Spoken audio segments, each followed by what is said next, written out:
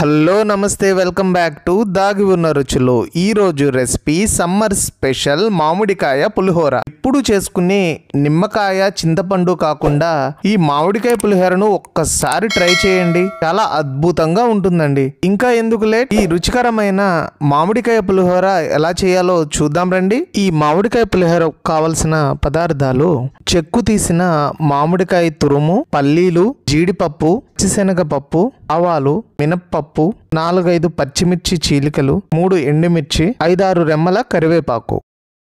ఇప్పుడు ముందుగా ఉడికించుకున్న రైస్లో మనం రుచికి సరిపడా సాల్ట్, అలాగే మామిడికాయ తురుము వేసి కలుపుకుని పక్కన పెట్టుకోవాలి.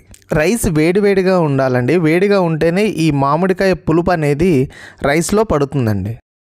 నెక్స్ట్ తాలింపు కోసం స్టవ్ మీద ప్యాన్ పెట్టుకుని ఆయిల్ వేసి ఆయిల్ హీట్ ఎక్కాక అందులో పచ్చిశనగపప్పు, మినప్పప్పు, అలాగే ఆవాలు వేసి 1 మినిట్ పాటు చిటపటలాడనివ్వాలి. ఇలా చిటపటలాడాక మనం తీసుకున్న పల్లీలు, ఎండుమిర్చిని కూడా వేసి పల్లీలను వేయించుకోవాలి. పల్లీలు ఇలా 90% ఫ్రై అయ్యాక ఇందులో మనం తీసుకున్న జీడిపప్పును కూడా వేసి ఫ్రై చేసుకోవాలండి.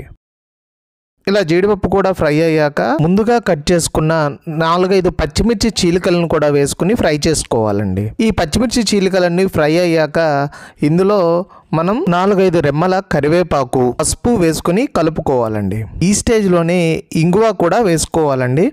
మాకు ఇంగువ ఇష్టం లేక మేము స్కిప్ చేసామండి. మీకు ఇంగువ ఇష్టం ఉంటే మీరు ఈ స్టేజ్లోనే ఇంగువ కూడా వేసుకోండి. సో ఈ పోపు అంతా ఇలా చక్కగా వేగాక దీన్ని ఇప్పుడు మనం ముందుగా మామిడికాయ తురుము కలిపి పెట్టుకున్న రైస్లోకి ఈ పోపుని ట్రాన్స్ఫర్ చేసి జాగ్రత్తగా మొత్తం కలుపుకోవాలండి.